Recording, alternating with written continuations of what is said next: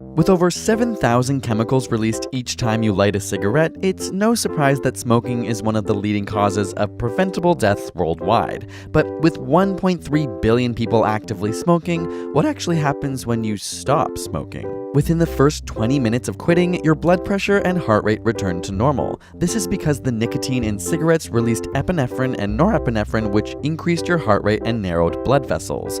These effects also cause smokers' extremities to feel colder, but by now your hands and feet have returned to their normal temperature. 2 hours in, and the nicotine cravings begin, causing moodiness, drowsiness, tense feelings, and even difficulty sleeping. Because nicotine also releases more dopamine than normal, these are expected physiological responses to the decrease in its release. 8 hours after quitting, and the inhaled carbon monoxide clears, allowing oxygen levels in the bloodstream to return to normal. Carbon monoxide and oxygen compete to bind to hemoglobin in your blood, which stresses the circulatory system, so as it clears, there's more room for oxygen. However, for long-term smokers, this carbon monoxide exposure causes red blood cells to increase in size, making the blood thicker and causing higher blood pressure and increased chances of developing blood clots. Surprisingly, 24 hours after quitting, coughing will actually increase, which is your body's way of clearing out all the toxins from the lungs. Additionally, at this point, the risk of developing various coronary artery diseases decreases, all within 24 hours. After 48 hours, when nicotine and its metabolites are completely eliminated from your body, damaged nerve endings begin to regrow. The tar and other chemicals in cigarettes leave fewer taste buds that are flatter with less blood vessels.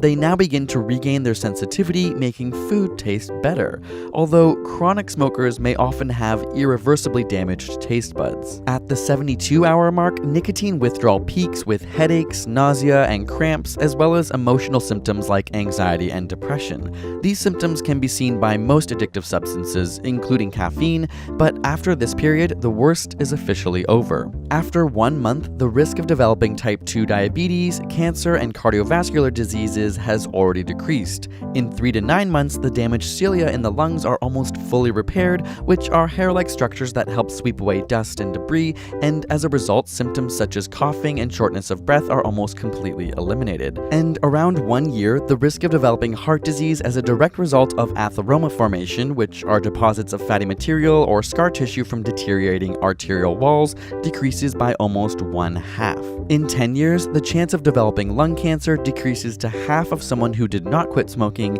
and in 15 years' time, the risk of heart attack decreases to the same as someone who has never smoked their entire life. Of course, this guideline is not definitive, and the average amount you smoke per day or year will play a role in how well your body recovers. Unfortunately, there will always be some irreversible damage to the lungs and increased susceptibility to developing various lung diseases. And while quitting may be difficult, the benefits greatly outweigh the initial withdrawal. Ultimately, the best way to prevent this from happening is to not begin smoking at all. Need some extra motivation? Check out our video Dear Lazy People, which might give you the boost you need to kick your habit or focus on other goals you're hoping to accomplish. Ask us your burning questions in the comments or on social media, and subscribe for more weekly science videos every Thursday.